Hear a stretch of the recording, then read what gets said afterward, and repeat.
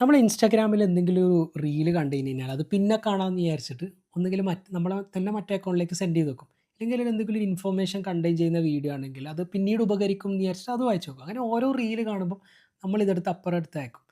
അവസാനം ആ അക്കൗണ്ടിൽ മെസ്സേജ് ബോക്സ് എടുത്ത് നോക്കുമ്പോഴോ ആകെപ്പാടെ മൊത്തം അവല് വരുമായിരിക്കും. നമ്മൾ ഈ വീഡിയോ കാണോ അതുമില്ല. അന്ന് ഇത് പിന്നീട് ഉപകരിക്കും എന്ന് വിചാരിച്ചിട്ട് അയച്ചു വെച്ച വീഡിയോകൾ തപ്പിയാൽ കിട്ടോ അതുമില്ല.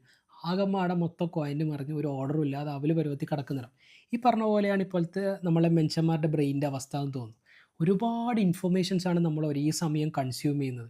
മാത്രമല്ല ഓരോ 2 മിനിറ്റിലും നമുക്ക് പല വികാരങ്ങളാണ്. ഒരു റീല് കാണുമ്പോൾ സന്തോഷമാണെങ്കിൽ മറ്റേ റീല് കാണുമ്പോൾ സങ്കടം. അങ്ങനെ നമ്മളെ തന്നെ ബ്രെയിന് കൺഫ്യൂസ്ഡ് ആണെന്ന് തോന്നുന്നു. എന്താണ് നമ്മളുടെ റിയൽ വികാരം എന്നുള്ളത്. അതുപോലത്തെയാണ് ഇൻഫർമേഷൻ്റെ കാര്യത്തിൽ. നമുക്കെന്തെങ്കിലും ഒരു കാര്യം അറിയുമെന്ന് വെച്ചാൽ അറിയാം. അറിയില്ലെന്ന് വെച്ചാൽ അറിയില്ല.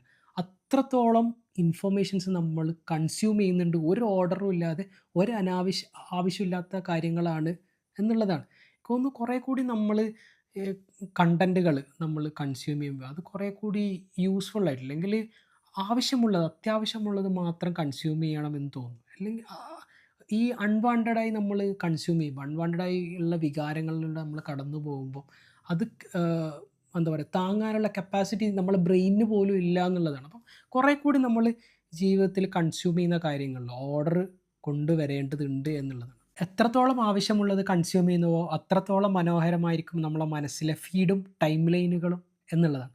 അപ്പം thank you so much. Keep smiley by heart not only by lips.